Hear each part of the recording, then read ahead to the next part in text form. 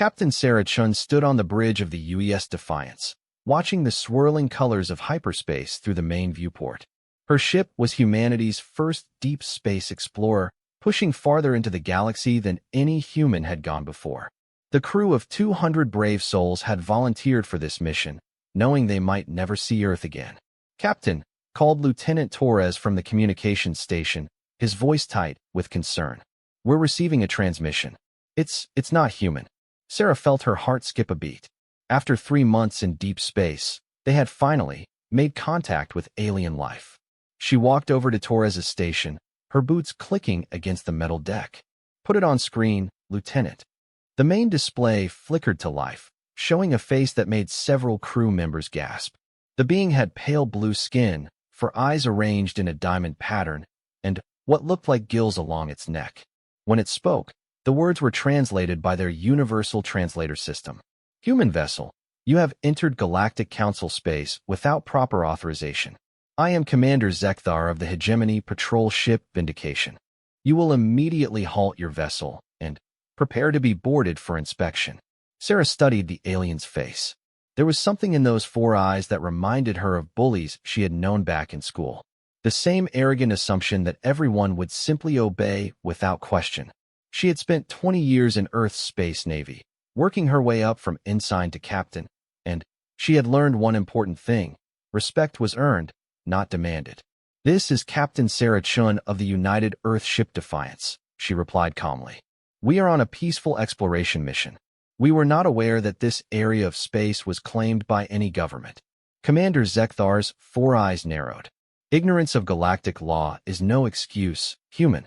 Your species has been observed, but not contacted because you have not achieved the minimum technological requirements for Galactic Council membership. You are trespassing in civilized space." Sarah felt a flash of anger, but kept her voice steady. "I see. And what exactly are these galactic laws that we're supposed to follow?" The alien's expression grew even more condescending. "Species that have not been granted council membership are forbidden from independent space travel beyond their home system. Primitive species must remain in their designated areas until the council deems them ready for contact." "Primitive?" Sarah raised an eyebrow. "Commander, with respect, we built this ship ourselves. We developed faster-than-light travel on our own. We're here talking to you right now. How exactly does that make us primitive?" Zekthar waved a dismissive hand. "Your technology is crude compared to council standards. Your society is violent and chaotic. You have wars, crime, poverty. The council has observed your species for centuries, and you have consistently failed to meet our standards for civilization." Sarah looked around at her crew. She saw determination in their faces, not fear. These were humans who had volunteered to travel into the unknown, to risk everything for the sake of exploration and discovery. They had families back on Earth, dreams, and hopes for the future. The idea that some alien council had been watching them like animals in a zoo made her blood boil. "I appreciate your perspective, Commander," Sarah said, her voice growing colder. "But I have a question for you. Who gave this Galactic Council the authority to decide which species are civilized and which are not?"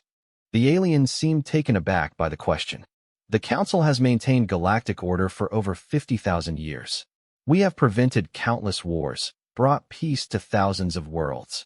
By telling everyone what they can and cannot do," Sarah observed. "By deciding who gets to explore space and who has to stay home.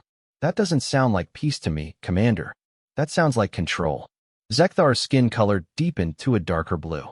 "You dare question the authority of the Galactic Council? Your arrogance proves exactly why humanity is not ready for council membership. You will comply with our laws or face the consequences."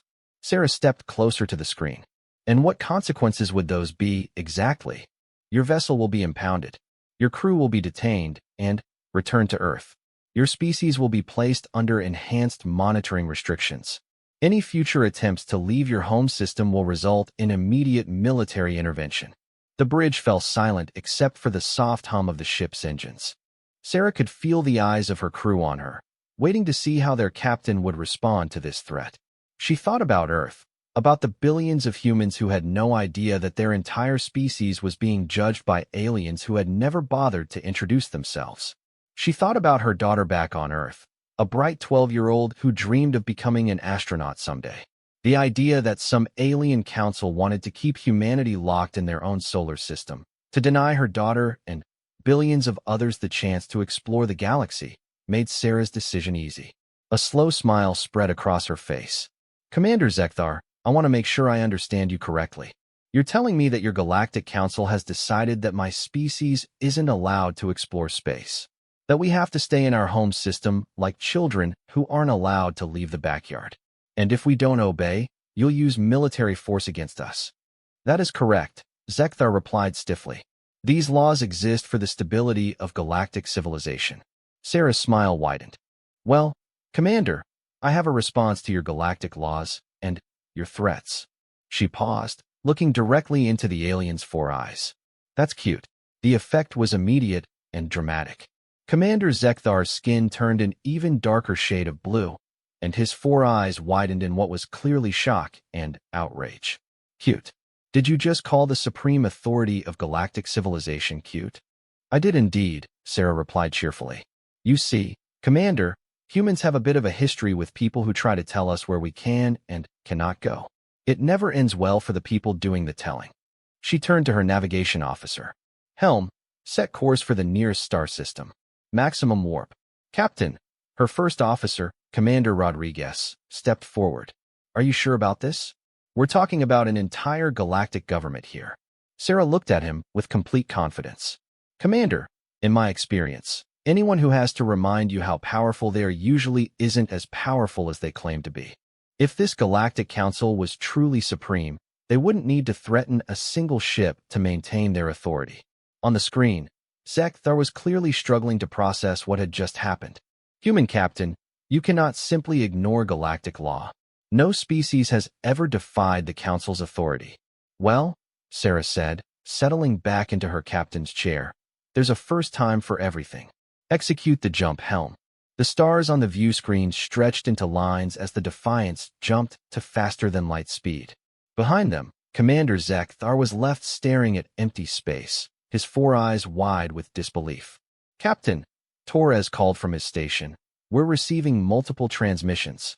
It looks like news of our encounter is spreading fast across alien communication networks. What are they saying? Sarah asked. Torres listened for a moment, then looked up with amazement. Some are calling us insane. Others are calling us brave. But, Captain, there are species out there that are cheering for us. It seems we're not the only ones who have problems with these galactic laws. Sarah nodded thoughtfully. She had suspected as much. In her experience, any system that maintained order through threats and intimidation usually had plenty of enemies. Keep monitoring those transmissions, Lieutenant. I have a feeling we're about to learn a lot more about this galaxy than the Galactic Council wanted us to know. The Defiance continued its journey deeper into alien space, carrying its crew of humans toward an uncertain future. But Captain Sarah Chun felt no fear, only excitement. Humanity was about to make its mark on the galaxy, whether the Galactic Council liked it or not. 3 hours later, the ship dropped out of warp near a yellow star with 7 planets. Long-range scans immediately detected artificial structures on the 3rd planet, clearly indicating an intelligent civilization. Captain, reported Lieutenant Singh from the science station. I'm reading multiple settlements on the planet's surface. The technology level appears to be roughly equivalent to early 21st century Earth. Pre-space flight, but definitely advanced. Sarah frowned. Any sign of Galactic Council presence in this system? Negative, Captain. No artificial satellites, no space stations, no ships in orbit. It's like this civilization has been completely ignored, or deliberately isolated, Sarah mused. She was beginning to understand the Council's system better. Keep the primitive species isolated and dependent, while the advanced civilizations maintained control. It was an old story, one that humanity knew all too well from their own history. Captain, Torres called out. We're receiving a transmission from the planet. They're asking who we are and if we need assistance. Sarah smiled. Here was a species that responded to the arrival of strangers with an offer of help, not threats and demands for compliance. Open a channel, Lieutenant. The screen showed a being that looked remarkably human-like, except for green skin and large, expressive eyes. The alien was wearing what appeared to be some kind of uniform, and spoke in a calm, friendly voice. Unknown vessel. This is Traffic Control Officer Tamao of the planet Kepler. We've never seen a ship like yours before. Are you experiencing any difficulties that we could help with? Officer Tamao, this is Captain Sarah Chun of the Earth ship Defiance. We're explorers from a world called Earth, and we're very pleased to meet you. We're not in distress, just looking to make peaceful contact with other civilizations. Tamao's large eyes widened with excitement. Explorers from another world? This is incredible. Captain, would you and your crew consider visiting our planet? Our people would be honored to meet travelers from the stars. Sarah felt a warm glow of satisfaction. This was how first contact should happen, with curiosity and friendship, not threats and intimidation. We would be delighted to visit your world, Officer Tamao. We'll need to run some atmospheric compatibility tests, but if everything checks out, we'd love to meet your people. As the Defiance moved into orbit around Kepler, Sarah couldn't help but think about the contrast between this encounter and their meeting with Commander Zekthar. Here was a species that the Galactic Council had apparently written off as primitive and unworthy of contact. Yet they had greeted strangers with kindness and curiosity, offering help before asking for anything in return. Meanwhile, the supposedly advanced Galactic Council had responded to humanity's first steps into deep space with threats and demands for submission. Sarah was beginning to suspect that the Council's definition of civilization might be seriously flawed. Captain, Rodriguez said quietly, I hope you know what you're doing. If we keep ignoring their laws, they're going to come after us with more than just threats. Sarah nodded. I know, Commander. But sometimes doing the right thing means taking risks. These people on Kepler deserve the chance to make contact with other species, to join the larger galactic community. The Council wants to keep them isolated just because their technology isn't advanced enough to meet some arbitrary standard. She looked out at the planet below, where millions of intelligent beings lived their lives, unaware that their entire species had been deemed unworthy of galactic contact by a council they had never heard of.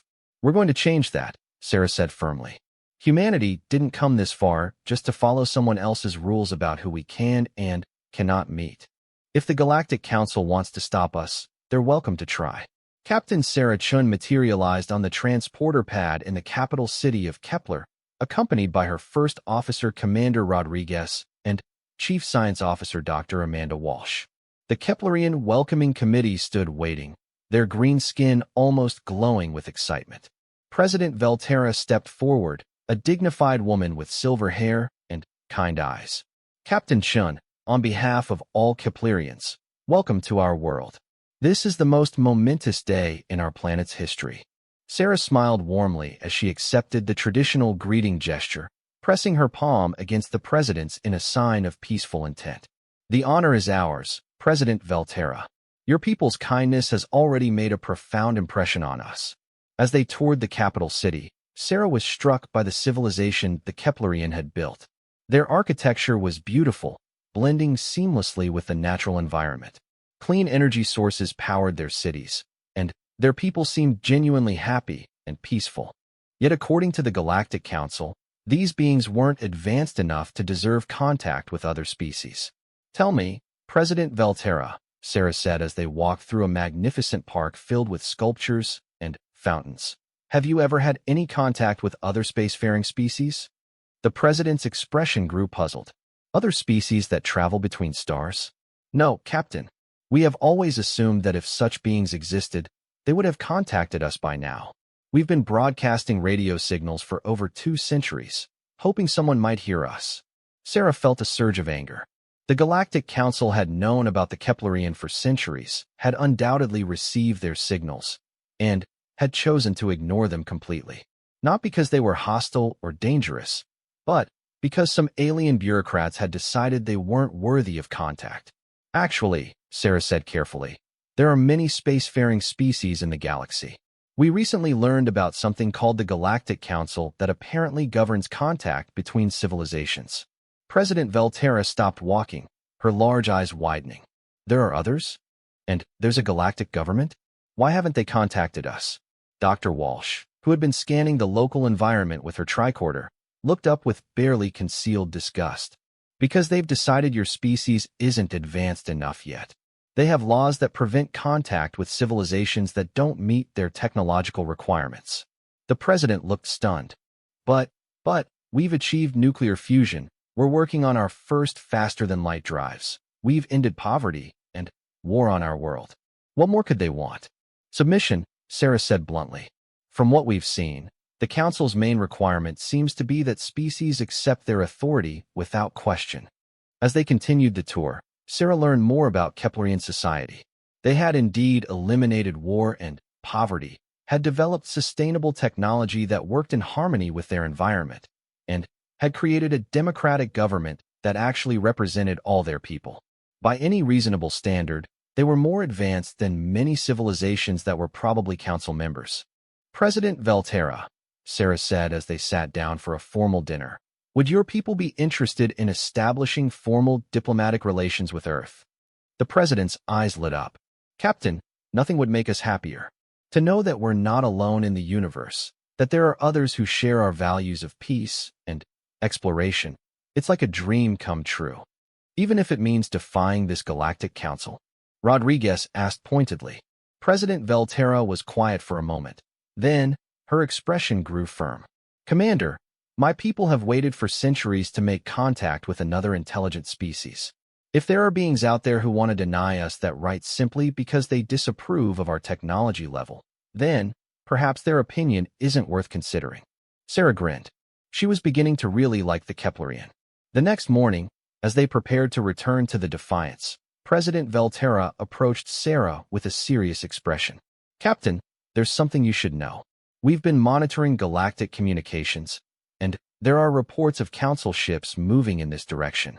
It seems your Defiance has attracted their attention. Sarah nodded grimly. She had expected as much.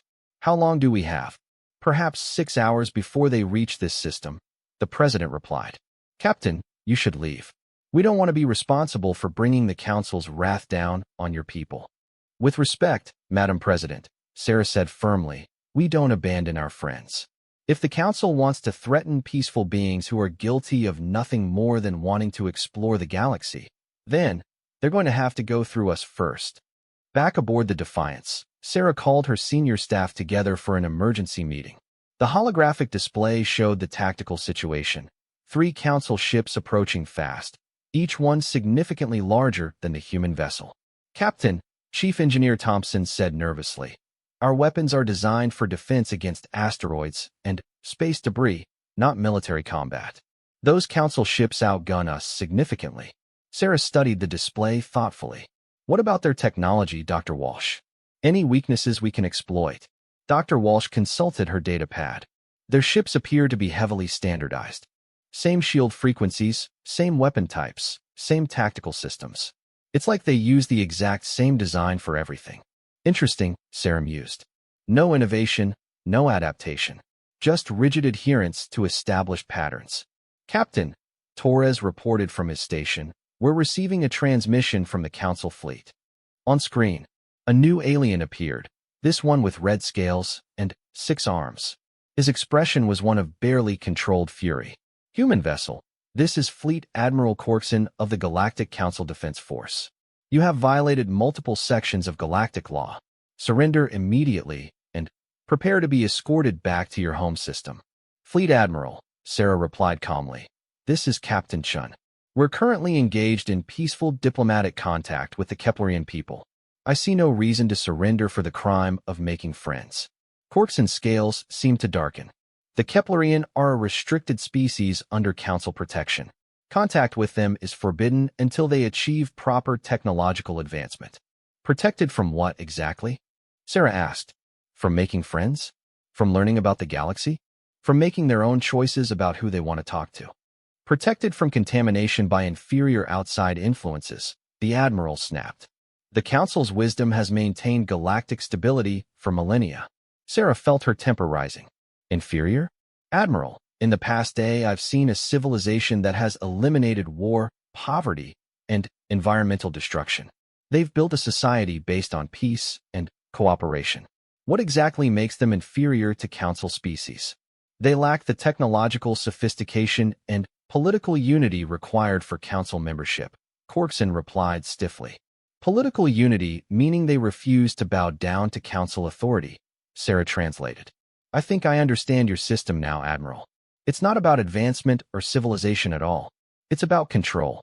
The alien admiral's 6 arms gestured angrily. Enough.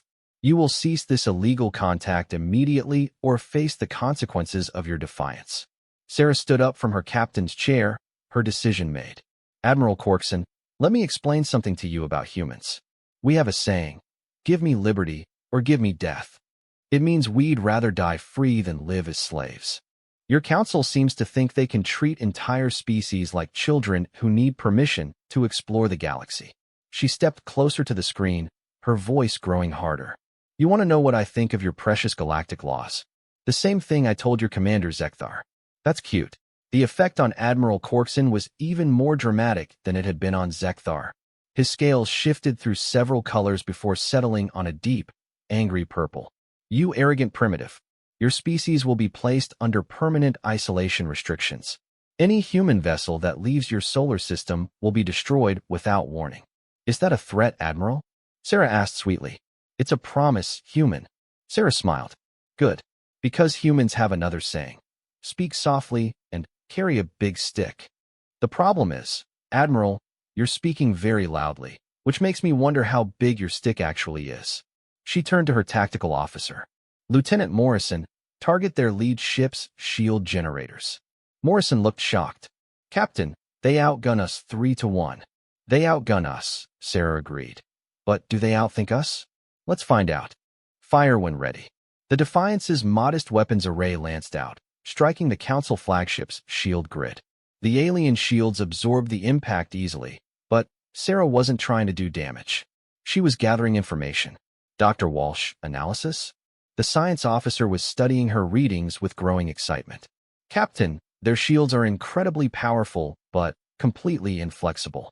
They're tuned to defend against specific types of weapons and energy frequencies. It's like they've never had to adapt to anything new. And their weapons? Same story. Highly advanced, but completely standardized. I don't think they've updated their tactical systems in centuries. Sarah grinned. Here was the weakness she'd been looking for. The Council's arrogance had made them complacent. They were so used to everyone obeying their laws that they'd never needed to innovate or adapt. Helm, evasive pattern gamma, she ordered. Engineering, can you modify our shield frequency to rotate randomly? Aye, Captain, Thompson replied. Give me 2 minutes. On the screen, Admiral Corkson was shouting orders at his fleet. The 3 Council ships moved into attack formation, their massive weapon arrays powering up. But their movements were predictable, following what were clearly standard tactical procedures. Their formation is straight out of a textbook, Rodriguez observed. No creativity at all. The Council ships opened fire, their powerful weapons lighting up space. But the Defiance was no longer where they expected it to be. Sarah's ship danced between the energy beams like a leaf in a hurricane, its smaller size and human unpredictability making it impossible to pin down. Shields at 90%, Morrison reported. Their weapons are powerful, but they can't hit us. Return fire, Sarah ordered. Target their sensor arrays. The Defiance's weapons were weaker than the Council ships, but they were also more flexible. Thompson had modified them to fire in bursts of different frequencies, making it impossible for the alien shields to adapt. One by one, the Council ships began losing sensors and communication equipment. Captain, Torres called out excitedly. I'm picking up transmissions from across the sector. Other species are watching this battle. Some of them are actually cheering for us. Sarah felt a surge of satisfaction. The galaxy was full of species that had been suppressed by Council laws, forced to remain isolated and dependent. Seeing a single human ship standing up to the mighty Galactic Defense Force was giving them hope. Admiral Corkson, Sarah said, opening a channel to the flagship. You might want to consider withdrawing. This isn't going as well as you expected, is it? The alien admiral appeared on screen, his scales now a furious crimson. Impossible. No primitive species has ever defeated Council forces. Maybe that's because you've never fought a species that refuses to follow your rules, Sarah suggested. We don't fight the way you expect us to fight. We don't think the way you expect us to think. and we certainly don't obey the way you expect us to obey. As if to emphasize her point, the Defiance executed a maneuver that should have been impossible for a ship of its size, spinning around the Council flagship and disabling its main weapon array with surgical precision. This is impossible. Quark's enraged. Your ship is primitive. Your technology is inferior. Our technology is different, Sarah corrected. We built our ship to explore, not to intimidate. We built it to adapt, not to dominate. The difference is that we had to earn our place in space. We couldn't just inherit it from some ancient empire. The battle was effectively over. The 3 Council ships, designed to overwhelm opponents with superior firepower, were helpless against an enemy that simply refused to fight by their rules. Their weapons couldn't lock onto the nimble human ship, their shields couldn't adapt to the constantly changing attack frequencies, and their tactics were useless against an opponent who had no intention of following established patterns. Admiral, Sarah said gently, I suggest you take your ships and return to Council space. Tell them that Earth sends its regards, and that we'll be happy to discuss galactic law when they're ready to treat us as equals instead of subjects. Admiral Corkson stared at her for a long moment, his 6 arms trembling with rage and humiliation. Finally, he cut the transmission without another word. The 3 Council ships turned and jumped to faster-than-light speed, leaving the human ship victorious. On the surface of Kepler, President Valterra and her people had watched the entire battle. As the Council ships disappeared, cheers erupted across the planet. For the first time in their history, they had seen someone successfully defy the mysterious galactic authority that had kept them isolated. Captain Chun, President Valterra's voice came over the communicator, filled with awe and gratitude. On behalf of my people, thank you.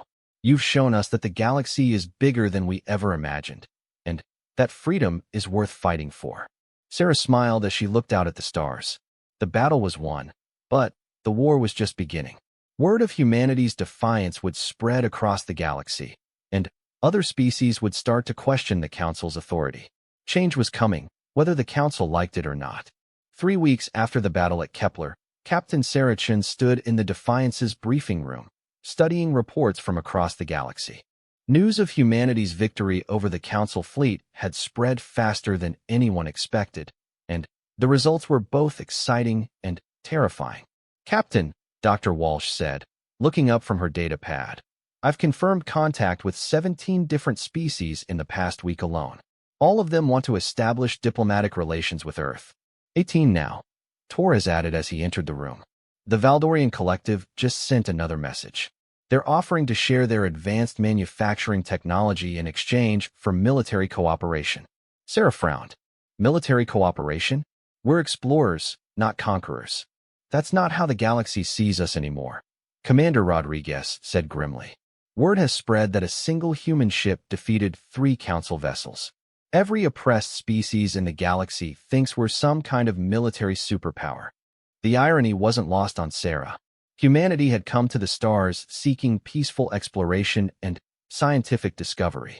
Now they were being viewed as potential liberators by species who had suffered under Council rule for centuries. It was a responsibility she wasn't sure they were ready for. Captain, Lieutenant Morrison called from the bridge. We're receiving a priority transmission. It's from Earth Command. Sarah sighed. She had been dreading this call. Patch it through to the briefing room. The holographic display shimmered to life, revealing the stern face of Admiral Harrison, commander of Earth's Space Forces. Behind him, Sarah could see other high-ranking officials, their expressions ranging from worried to excited. Captain Chun, Admiral Harrison began, I'll be direct. Your actions have created quite a situation here on Earth. We're receiving diplomatic overtures from dozens of alien species, some offering trade agreements, others requesting military assistance against the Galactic Council. Sarah straightened in her chair. Admiral, our mission was exploration and peaceful first contact. We encountered an oppressive system and chose not to submit to it. I stand by that decision. I'm not criticizing your choice, Captain, the Admiral replied, though his tone suggested otherwise. But the consequences are significant. The Galactic Council has declared Earth a rogue state and threatened economic sanctions against any species that trades with us. Economic sanctions? Dr. Walsh interrupted. Admiral, with respect, we didn't even know there was a galactic economy until 3 weeks ago. How can they threaten us with sanctions we weren't part of to begin with? Admiral Harrison's expression grew darker. Because they're not just threatening us, Doctor. They're threatening every species that wants to ally with humanity. Several alien governments have already withdrawn their diplomatic overtures due to Council pressure. Sarah felt a familiar anger building in her chest. So the Council's strategy is to isolate us by intimidating our potential allies. Classic authoritarian behavior. Be that as it may, the Admiral continued. Earth's government wants to know your intentions, Captain. Are you planning to continue this confrontation with the Council, or are you willing to negotiate some kind of accommodation? Before Sarah could answer, Torres interrupted urgently. Captain, I'm picking up a transmission from the Nexari Republic. It's marked as urgent. Sarah had met the Nexari representative a week ago. They were a proud, independent species that had been forced to accept Council membership after their homeworld was threatened with orbital bombardment. If they were sending urgent messages, it probably wasn't good news. Put them through, Lieutenant. The display switched to show Ambassador Threxal, a tall, graceful being with silver skin and large, intelligent eyes. Her usual calm demeanor was gone, replaced by obvious distress. Captain Chun, thank the stars I reached you. The Council has issued an ultimatum to the Nexari government. Either we cease all diplomatic contact with humanity, or they will consider us in violation of our membership treaty. Sarah felt her heart sink. Ambassador, what does that mean in practical terms? It means they'll impose a complete economic blockade on our worlds. Our people will starve within months. Captain, I wanted to thank you for showing us that resistance was possible, but my government has no choice. We must comply with the Council's demands. The transmission ended, leaving the briefing room in tense silence.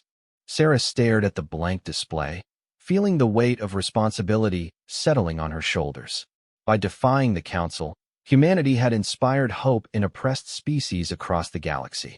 But they had also painted targets on the backs of anyone brave enough to associate with them. Captain, Admiral Harrison said quietly, this is exactly what Earth Command was afraid of. You've started a war that humanity cannot win alone. We haven't started anything, Admiral, Sarah replied firmly. The Council started this war centuries ago when they decided that only certain species deserved freedom. We just refused to accept their authority. She stood up and began pacing around the briefing room. Sir, with respect, accommodating bullies doesn't make them go away. It just encourages them to make bigger demands. And fighting them gets innocent people hurt, Rodriguez pointed out. The Nexari are going to suffer because they tried to ally with us. The Nexari are going to suffer because the Council is using them as examples, Sarah corrected. That's not our fault, Commander. That's the Council's choice. Dr. Walsh looked up from her data pad with an interesting expression. Captain, I've been analyzing the intelligence we've gathered about Council operations. I think I've found something significant. She activated the room's holographic display, showing a complex three-dimensional map of the local galactic region. Look at this. The Council claims to represent thousands of species, but their actual military presence is concentrated in only about 200 star systems. Sarah studied the display with growing interest. That's a lot of territory to control with a relatively small force. Exactly, Walsh continued. And look at this. She highlighted specific systems in red. These are the locations of their major fleet bases. Notice anything? Rodriguez leaned forward, studying the pattern. They're all in systems with species that joined the Council voluntarily. None of them are in conquered or coerced territories. Because they can't trust those species, Sarah realized. Their entire system depends on voluntary cooperation from member worlds. If enough species start withdrawing their support, the Council becomes just another regional government with delusions of grandeur, Walsh finished. Admiral Harrison's expression grew thoughtful. You're suggesting that the Council's authority is more fragile than it appears. I'm suggesting that it's built on a foundation of fear and intimidation, Sarah replied. But fear only works as long as people believe resistance is impossible. We've just proven that it isn't. Torres interrupted from his station on the bridge. Captain, we're receiving multiple transmissions. Some are encrypted, but I'm detecting communications from the Valdorian Collective, the Terran Liberation Front. And wait, This is interesting. Someone calling themselves the Free Worlds Alliance. Sarah exchanged glances with Rodriguez. Free Worlds Alliance? That's a new one. Patch the Alliance transmission through, she ordered. The display showed a conference room filled with representatives from different alien species.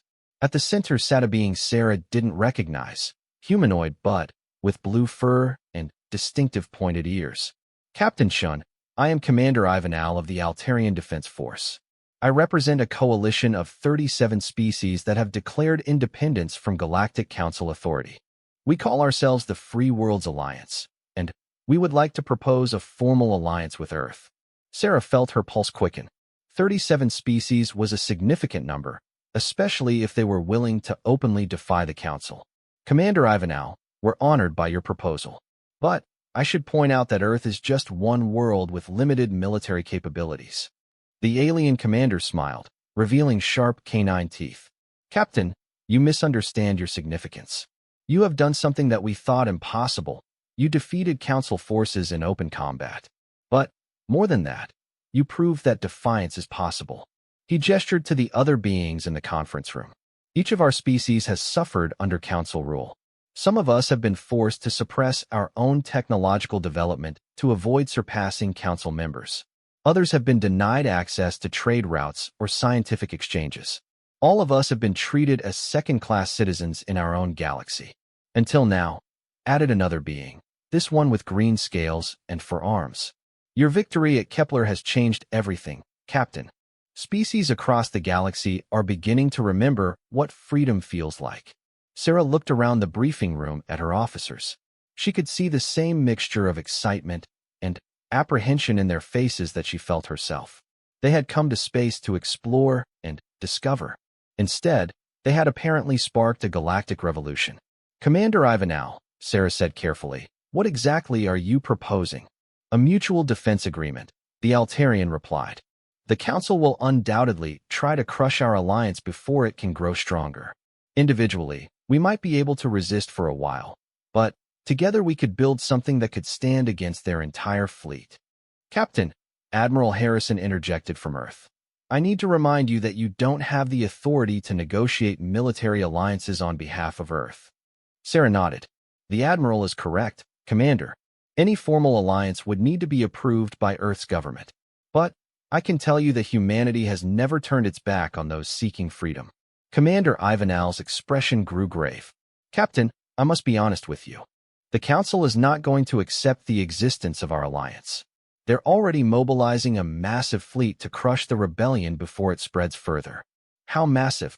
Rodriguez asked. Our intelligence suggests over 300 warships, Ivanal replied. They're calling it the Final Solution Fleet. Their plan is to make examples of our worlds to discourage further defiance. The briefing room fell silent as the implications sank in. 300 Council warships against 37 species of various technological levels, most of whom had been deliberately kept from developing advanced military capabilities. How long do we have? Sarah asked. Perhaps 6 weeks before they complete their preparations, Ivanal replied. Captain, I know this is more than you bargained for when you first defied Council authority. If Earth chooses not to join our alliance, we'll understand. Sarah looked at Admiral Harrison on the display. The old warrior's face was stern, but she could see something else in his eyes, the same stubborn defiance that had driven humanity to the stars in the first place. Admiral, Sarah said quietly, I know this isn't what we planned. But sometimes plans change when you discover that your neighbors are being oppressed by tyrants. Harrison was quiet for a long moment, then sighed heavily. Captain, I'll need to discuss this with the President and the Security Council. But I can tell you that humanity has fought against tyranny before. We've never been very good at backing down from bullies. He paused, then added, in the meantime, continue gathering intelligence about this council and their military capabilities. If we're going to fight a war, we need to know everything about our enemy. After the transmission ended, Sarah sat back in her chair, feeling the weight of history on her shoulders. They had crossed a line now. There was no going back to the simple days of peaceful exploration. Humanity was about to take its place in a galactic war between freedom and oppression. Captain, Dr. Walsh said softly, are we doing the right thing? Sarah thought about the Nexari, forced to abandon their hopes for freedom because of Council threats. She thought about the 37 species willing to risk everything for independence. She thought about her daughter back on Earth, and the kind of galaxy she wanted her to inherit. I don't know if we're doing the right thing, Sarah admitted. But I know we're doing the necessary thing. Sometimes that's all the choice you get. Outside the briefing room windows, the stars shone with their eternal light, indifferent to the struggles of the small beings who moved between them. But among those stars, change was coming. The galaxy would never be the same. Captain Sarah Chun stood on the observation deck of Sanctuary Station, watching as ships from dozens of different species worked together to complete the massive space facility. 2 months had passed since the formation of the Free Worlds Alliance, and their hidden base in the Omega Nebula had become a symbol of hope for oppressed species across the galaxy. Captain, Commander Rodriguez approached, carrying a tablet filled with reports. The latest intelligence from our counselor defector is troubling. The final solution fleet has grown to over 500 ships. Sarah continued watching the construction outside. Valdorian heavy cruisers worked alongside Nexary science vessels and human engineering ships, their crews learning to cooperate despite completely different technologies and cultures. It was beautiful to see, but she knew it might not be enough. 500, she mused. The Council is taking this rebellion seriously. There's more, Rodriguez continued.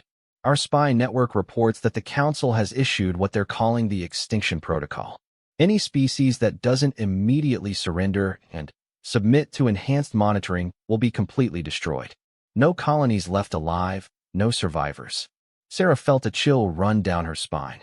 She had known the Council was authoritarian, but she hadn't realized they were capable of genocide. How long until they're ready to move? 3 weeks, maybe 4. Captain, I have to ask, are we prepared for this? We have brave allies, but most of their ships are converted civilian vessels with improvised weapons. Sarah turned to face her first officer. Commander, remember what I taught you about asymmetric warfare back at the Academy? Rodriguez's expression grew thoughtful. That it's not about having the biggest army. It's about making the enemy fight the kind of war they're not prepared for. Exactly. Sarah activated her communicator. Dr. Walsh, please report to the observation deck. The chief science officer arrived within minutes, carrying her ever-present data pad and wearing an expression of barely contained excitement. Captain, I was hoping you'd call.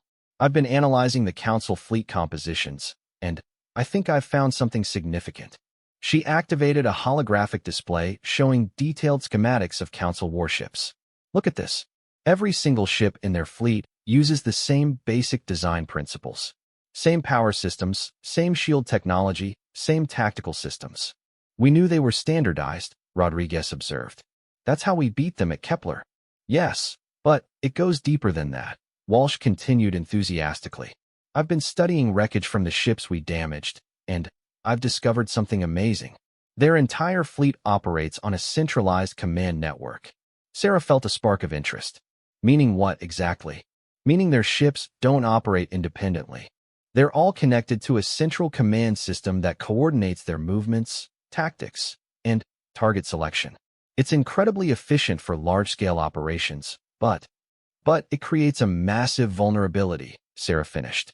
If we could disrupt their command network, their entire fleet would be crippled, Walsh confirmed. They're so dependent on centralized control that individual ship commanders wouldn't know how to function independently. Rodriguez looked skeptical. That assumes we could somehow penetrate their most heavily defended systems.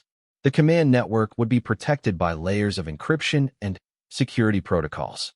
Actually, Walsh said with a grin, that's where being primitive might work in our favor. Their security is designed to stop advanced Council technology.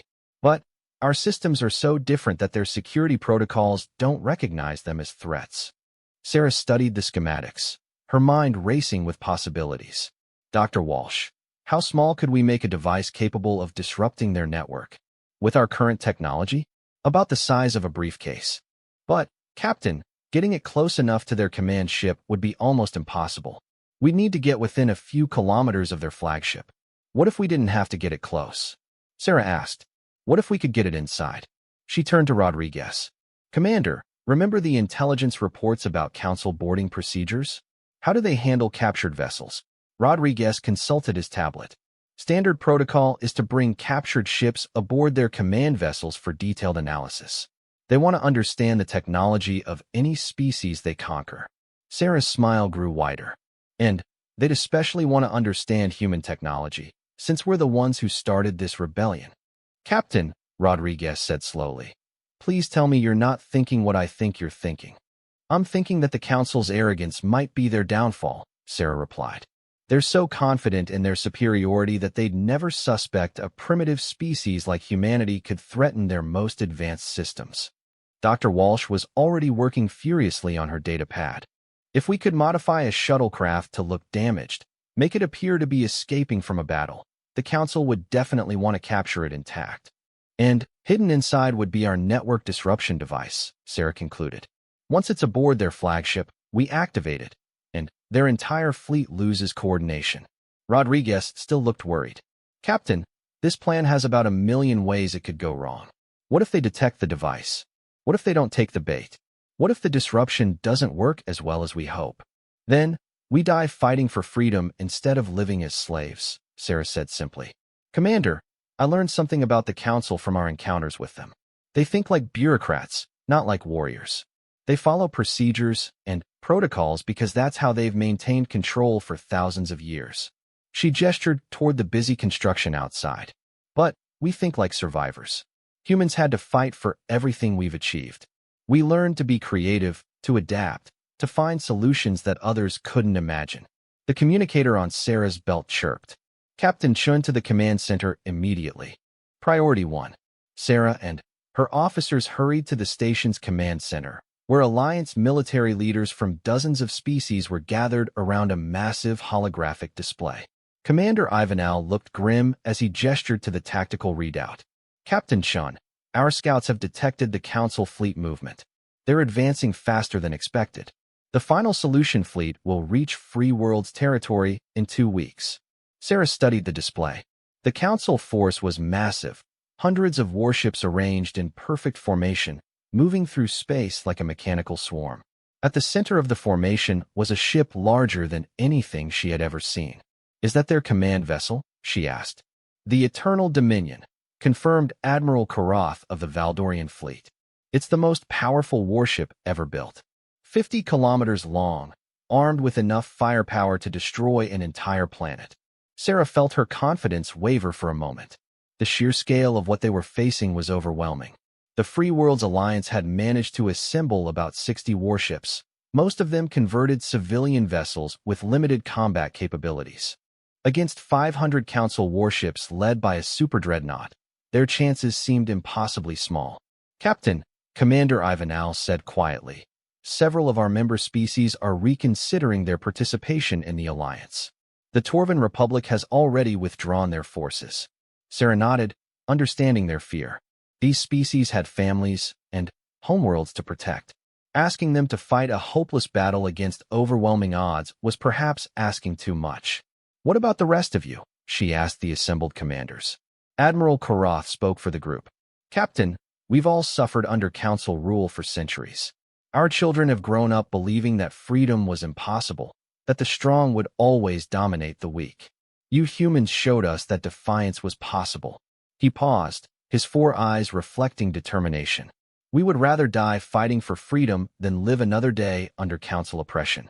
But we need a plan that gives us at least some chance of victory. Sarah looked around the command center at the faces of beings from dozens of different worlds.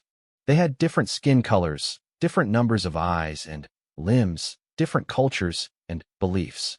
But they all shared one thing, a desire to live free from the Council's control. I think I have a plan, she said finally. But it's risky, and it depends on the Council's arrogance working against them. She activated the holographic display and began outlining her strategy. As she spoke, she could see doubt and hope warring in the faces around her. The plan was audacious, requiring precise timing and a lot of luck. But it was their only real chance. The key is misdirection, Sarah explained. We make the Council think they're winning, that we're desperate, and making mistakes. We give them exactly what they want, a chance to capture and study our technology. Commander Ivanal studied the tactical projections. Captain, this plan requires someone to pilot the captured vessel manually. They wouldn't survive the mission. I know, Sarah said quietly. I'll be piloting the shuttle myself. Absolutely not, Rodriguez said immediately. Captain, I won't let you sacrifice yourself for this plan. It's not a sacrifice if it works, Sarah replied. And it has to be me. The Council wants the human captain who started this rebellion. They'll be so eager to capture me that they won't look too carefully for tricks. Dr. Walsh was studying the technical specifications. Captain, I can modify the device to activate on a delayed timer. You'd have at least 30 minutes to escape before it triggered. 30 minutes to get away from a 50-kilometer warship that will be very angry when they realize they've been tricked, Sarah observed. I like those odds better. Admiral Harrison's voice came over the communication system from Earth. Captain Chun, I've been monitoring your conversation. Earth Command authorizes your plan, but with one modification. Sarah raised an eyebrow. Sir, you won't be going alone. The newest ship in Earth's fleet just arrived at the nebula. I think you'll find it interesting. Through the command center's viewports, Sarah could see a ship unlike anything in the Alliance fleet. It was sleek and angular, built for speed and stealth rather than brute force. As she watched, it docked with Sanctuary Station. Allow me to introduce the UES Phantom, Admiral Harrison continued. Earth's first dedicated stealth vessel, equipped with experimental cloaking technology and the fastest engines we've ever built. Sarah felt a surge of hope. With a ship like that, her chances of survival increased dramatically. Admiral, Earth Command continues to exceed expectations. Captain, Harrison's voice grew serious. The President wanted me to tell you something. When you first defied the Galactic Council, some people thought you were reckless. Now we understand that you were just being human. He paused before continuing. Humanity has always fought against oppression wherever we found it. The fact that it's happening on a galactic scale doesn't change our principles. You have Earth's full support, Captain. Bring our allies home. As Sarah prepared for what might be her final mission, she thought about the choice she had made months ago at their first encounter with the Council. She could have followed their laws, accepted their authority, kept humanity safely isolated in their home system. Instead, she had said two simple words, "That's cute." Now, because of that moment of defiance, dozens of species were fighting for their freedom. The galaxy was changing, and there was no going back. Sarah smiled as she headed for the docking bay. Sometimes the smallest acts of rebellion had the biggest consequences. The Council was about to learn that lesson the hard way. Captain Sarah Chun sat in the pilot's seat of the modified shuttle, watching the massive Council fleet approach through the viewport. The Eternal Dominion dominated the center of the formation, its hull bristling with weapons that could reduce planets to ash. Around it, hundreds of smaller warships moved in perfect synchronization, their formations so precise they looked like a computer simulation. Captain, Dr. Walsh's voice crackled through the comm system from the hidden Phantom. The disruption device is fully armed and ready. Remember, you have exactly 30 minutes once it activates. Understood, Sarah replied, checking her instruments one final time. The shuttle had been carefully modified to look like it had suffered battle damage while escaping from a fictional skirmish. Scorch marks covered its hull, and one engine was deliberately disabled to make it appear crippled. The plan was simple in concept, but terrifying in execution. Sarah would allow herself to be captured by the Council flagship, delivering the network disruption device directly into the heart of their command structure. Once the device activated, the entire Council fleet would lose their centralized coordination, giving the Free Worlds Alliance a fighting chance in the coming battle. Of course, she had to survive long enough for the plan to work. Alliance fleet, this is Captain Chun, she transmitted on the encrypted frequency. Beginning final approach. Remember, wait for my signal before attacking. We only get one chance at this. Commander Ivanal's voice responded from the Alliance command ship. Understood, Captain. The thoughts of 37 worlds go with you. Sarah took a deep breath and activated her distress beacon. Mayday, Mayday, this is the human vessel Hermes. We are suffering critical system failures and request assistance. The response came within minutes. Human vessel, this is Admiral Corkson aboard the Eternal Dominion. Surrender your vessel for inspection and prepare to be brought aboard. Sarah smiled grimly. Admiral Corkson, the same alien who had threatened humanity with permanent isolation after their first battle. He was probably looking forward to interrogating the human captain who had humiliated him at Kepler. "Admiral, our engines are failing, and our life support is compromised. We have no choice but to surrender." As the massive flagship approached, Sarah was struck by its sheer scale. The shuttle could have fit inside one of its smaller weapon ports. Tractor beams reached out and gently pulled her craft into a cavernous hangar bay filled with captured ships from dozens of different species. Sarah powered down her systems and waited. Soon, the hangar bay pressurized, and Council security forces surrounded her shuttle. She could see Admiral Corkson himself approaching, flanked by heavily armed guards. The shuttle's hatch opened with a hiss, and Sarah stepped out with her hands raised. She had hidden the disruption device inside the shuttle's emergency supply compartment, where it looked like just another piece of human equipment. "Captain Sarah Chun," Admiral Corkson said, his scaled face showing satisfaction. "At last, we meet in person. You have caused considerable trouble for the Galactic Council." Sarah looked around the hangar bay at the captured ships. Each one represented a species that had tried to resist Council authority and failed. "I can see that. You have quite a collection here, Admiral." "Trophies of Council justice," Corkson replied proudly. "Every species that has dared to defy galactic law. Your ship will make an excellent addition." He gestured for the guards to escort Sarah away. "You will be held for questioning while our scientists examine your primitive technology. Perhaps we can learn how you managed to defeat our forces at Kepler." As they walked through the ship's corridors, Sarah was amazed by the Eternal Dominion's size and complexity. It was less a warship than a mobile city, with thousands of crew members from dozens of Council species. The architecture was imposing but sterile, designed to intimidate rather than inspire. They arrived at a holding cell that was surprisingly comfortable, more like a hotel room than a prison. Admiral Corkson seemed to notice her expression. "The Council is not barbaric, Captain. We simply require order and obedience. Once your species accepts proper galactic governance, you will find Council membership quite pleasant." "As long as we follow your rules," Sarah observed. "As long as you follow galactic law," Corkson corrected. "The same laws that have maintained peace for thousands of years." Sarah sat down on the cell's simple bed. "Admiral, can I ask you something? Have you ever wondered why so many species resist Council authority? If your government is so beneficial, why do you need such a massive military to enforce it?"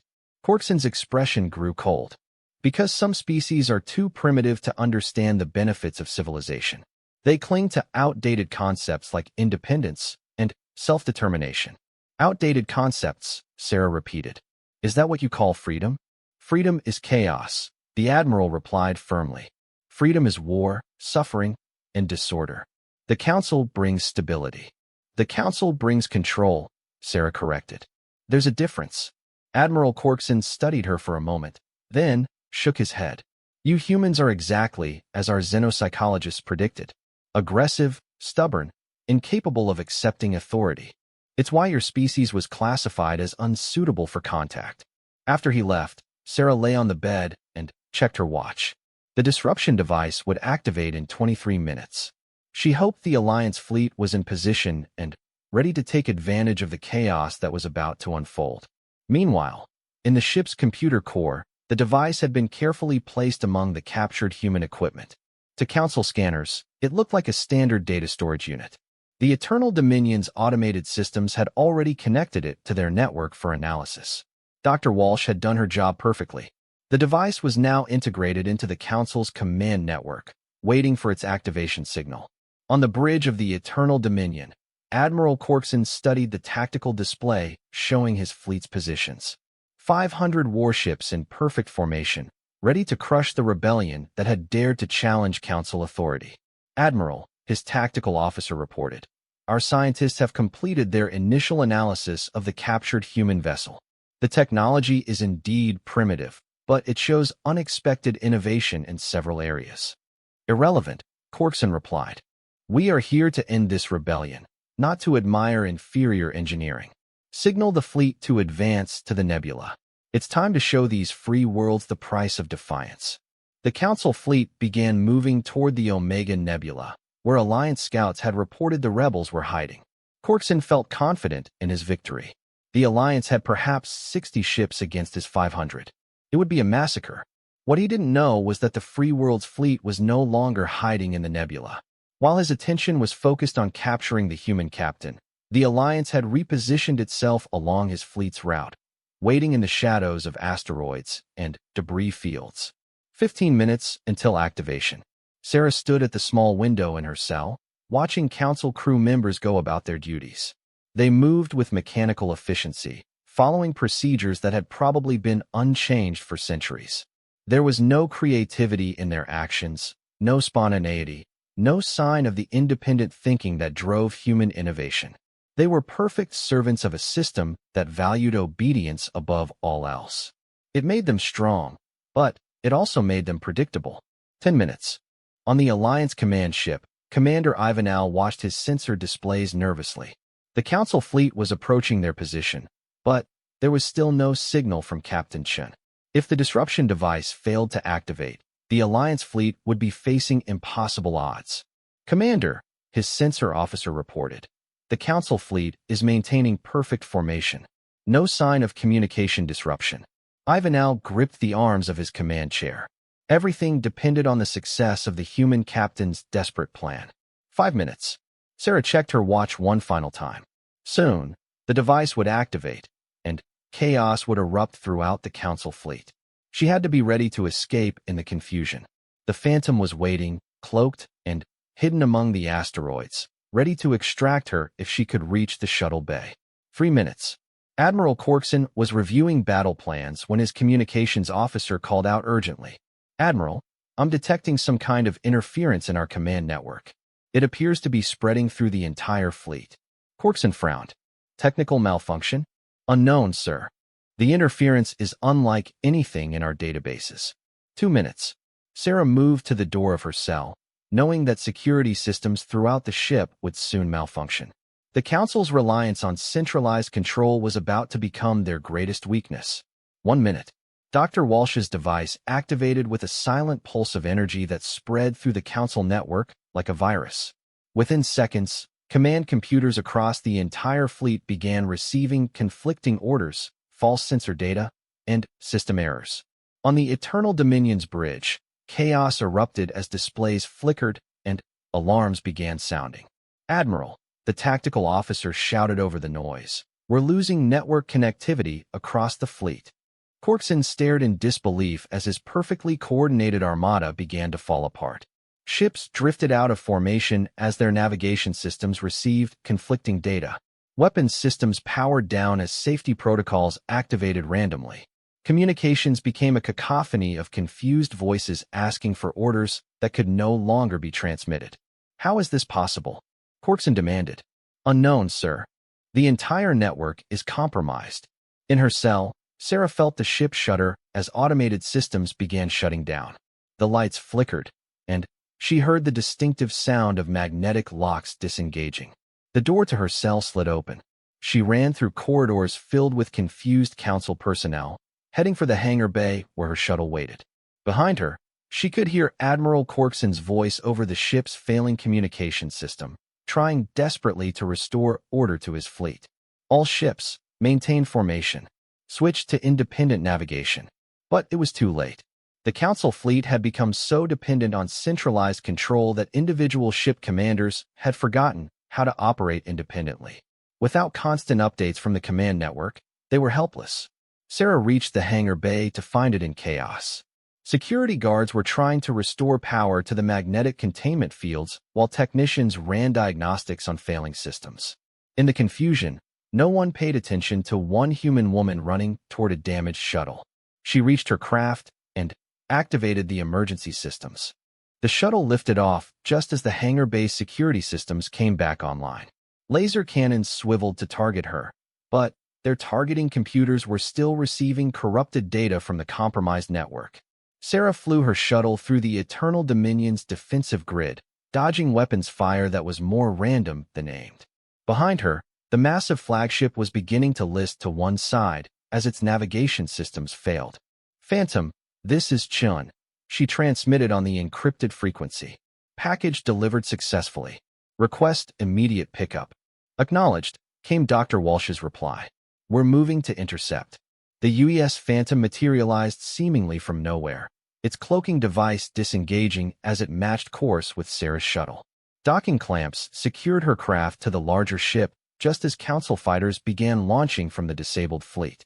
But the fighters were flying blind, their targeting systems as corrupted as everything else in the fleet.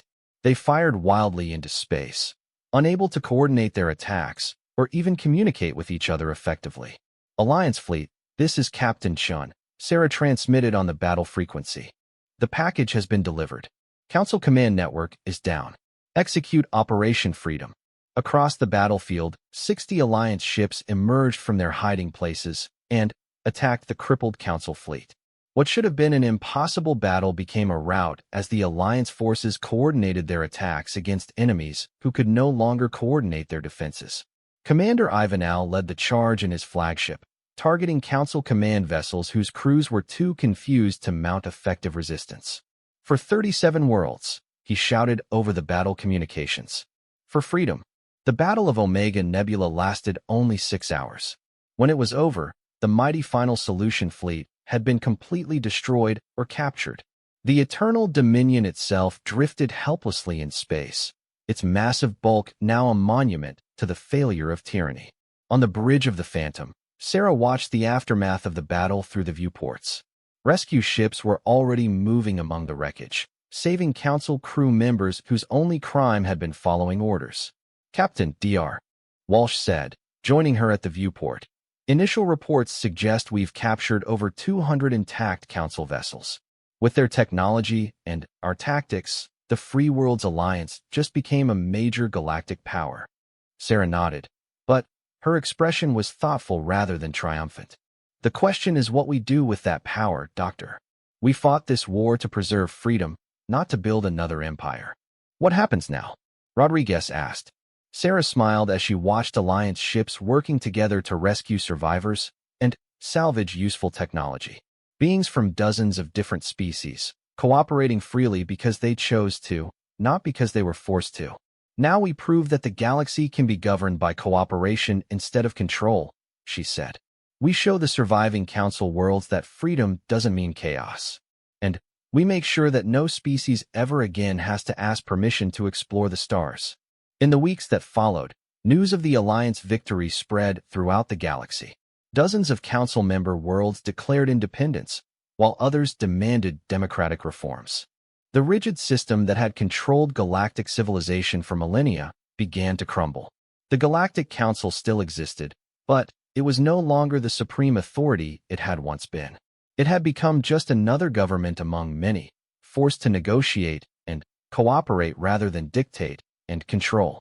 And in the history books of 100 worlds, scholars would record how it all began with a single human captain who heard the most powerful government in the galaxy issue threats and demands for obedience, and replied with 2 simple words, "That's cute." Captain Sarah Chun stood on the observation deck of New Geneva Station, the Alliance's new capital, watching ships from dozens of species dock and depart freely. Her daughter Emily, now 14, stood beside her, preparing for her own journey to the stars as part of the Alliance's new exploration program. "Mom," Emily asked, "do you ever regret starting the war?" Sarah thought about all the beings who had died in the fighting, all the suffering that could have been avoided if the Council had chosen cooperation over control. But she also thought about the children of dozens of species who would now grow up free, who would never know what it felt like to live under the thumb of distant tyrants. "No," she said finally. "Sometimes the only way to prevent a greater evil is to accept a smaller one." The Council forced this war when they decided that only certain species deserved freedom. Emily nodded, understanding wisdom beyond her years. "And now everyone gets to choose their own path." "Now everyone gets to choose," Sarah agreed. As they watched, a new ship arrived at the station. The first vessel from a recently contacted species that had been isolated by Council laws for over 1,000 years.